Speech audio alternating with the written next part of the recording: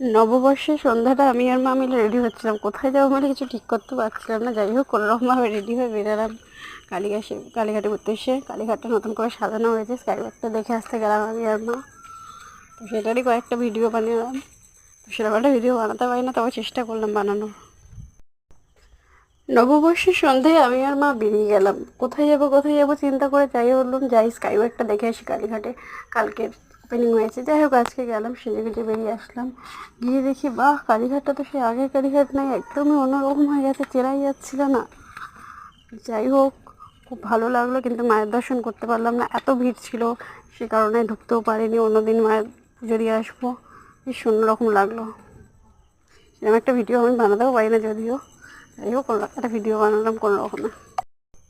তারপরে গিয়ে দেখলাম বাহ, কালীঘাটটা মানে একদম চেনাই যাচ্ছে না, কি সুন্দর হয়ে গেছে, সত্যি সুন্দর লাগছে কালীঘাটটা দেখতে, বেশ অন্যরকম। মায়ের তো দর্শন করতে পারলাম না, এত ভিড়। যাই হোক অন্যদিন গিয়ে